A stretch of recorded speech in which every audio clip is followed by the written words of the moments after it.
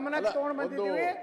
ಈ ಸಲನೂ ಸಹ ನಮ್ಮನ್ನ ಕೊನೆಗೆ ನನಗೆ ಎಷ್ಟನೇ ನಂಬರ್ ಯತ್ನಾಳ್ ಸಾಹೇಬ್ರನ್ನ ಯಾಕೆ ನೀವು ಮಾತಾಡ್ತೀರಾ ರಂಗನಾಥ್? ಬಿಜೆಪಿ ಏನ್ ಸಿಗ್ತಾ ನಿಮ್ಗೆ? ಯತ್ನಾಳ್ ಸಾಹೇಬ್ರನ್ನ ಅನಾಥರು ಮಾಡ್ಬಿಡವ್ರೆ. ಅದಕ್ಕೋಸ್ಕರ ನಾವೆಲ್ಲ ನಿಮ್ ಜೊತೆ ಇದ್ದೀವಿ.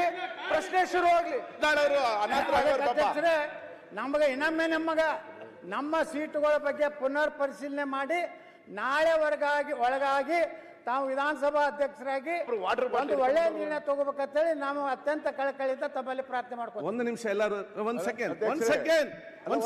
ಸೆಕೆಂಡ್ ಬೈ ರಾಯರೆಡ್ಡಿ ಒಂದ್ ಸೆಕೆಂಡ್ ಅದನ್ನು ಕ್ಲಿಯರ್ ಮಾಡ್ತೇನೆ ನಾನು. ಯತ್ನಾಳ್ ಅವರೇ ಆಯ್ತು, ಇದಲ್ಲ ಬೇರೆ ಪ್ರಶ್ನೆ. ಯತ್ನಾಳ್ ಅವರೇ ನೋಡಿ, ಮೊನ್ನೆ ನಾವು ಸೀನಿಯರ್ ಇದ್ದೇವೆ, ನಮಗೆ ಲಾಸ್ಟ್ ಅಲ್ಲಿ ತಾವು ಸೀಟ್ ಕೊಟ್ಟಿದ್ರೆ ತಾವು ಮೊನ್ನೆ ಕೂಡ ಇವತ್ತು ಕೂಡ ಹೇಳ್ತಾ ಇದ್ರಿ.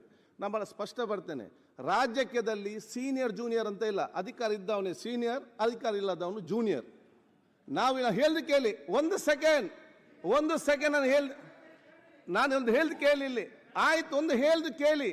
ನಾವು ಇಲ್ಲಿ ಸೀಟು ಕೊಡುವಾಗ ಸೀನಿಯಾರಿಟಿ ನೋಡಿ ಕೊಡುದಲ್ಲ. ಯಾರಿಗೆ ಜಾಸ್ತಿ ಸಂಖ್ಯೆ ನಂಬರ್ ಇದ್ರೆ ಅವ್ರಿಗೆ ಈ ಸೈಡ್ ಕೊಡುವಂಥದ್ದು, ಕಡಿಮೆ ಸಂಖ್ಯೆ ನಂಬರ್ ಇದ್ರೆ ಈ ಕಡೆ ನಾವು ಕೊಡುವಂಥದ್ದು. ಅದಕ್ಕಿಂತ ಕಡಿಮೆ ಇದ್ದರೆ ಆ ಕಡೆ ಬಂದು ಸೇರ್ತಾರೆ. ನೀವು ಇಲ್ಲಿದ್ದಾಗ ನಿಮಗೆ ಫ್ರಂಟ್ ಸೀಟಲ್ಲೇ ಕೊಟ್ಟಿದ್ದೆವು.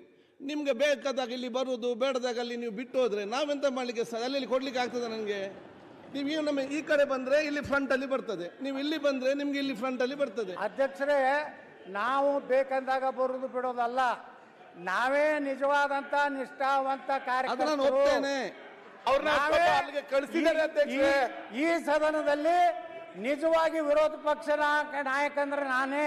ಆಯ್ತು, ನಾ ಅಡ್ಜಸ್ಟ್ಮೆಂಟ್ ಗಿರಕಿ ಅಲ್ಲ, ನಾ ಯಾರು ನೋಡೋ ಹೊಂದಾಣಿಕೆ ಮಾಡ್ಕೊಂಡಿಲ್ಲ, ನಾ ಮುಖ್ಯಮಂತ್ರಿಗಳ ಕಚೇರಿಗೆ ಹೋಗಿಲ್ಲ, ಯಾವ ಮಂತ್ರಿಗಳ ಬಳಿ ದಯಾಪರನಾಗಿ ಕೇಳ್ಕೊಂಡಿಲ್ಲ.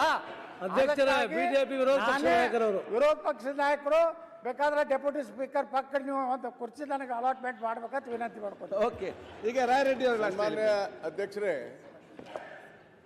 ಇವತ್ತು ಉತ್ತರ ಕರ್ನಾಟಕದ ವಿಚಾರದಲ್ಲಿ ತಾವು ಚರ್ಚೆಗೆ ಅವಕಾಶ ಕೊಟ್ಟಿದ್ದೀರಿ, ತಮ್ಮ ಧನ್ಯವಾದಗಳು. ಆದರೆ ಕ್ವಶನ್ ಅವರ್ ತೆಗೆದು ಕೂಡಲೇ ಉತ್ತರ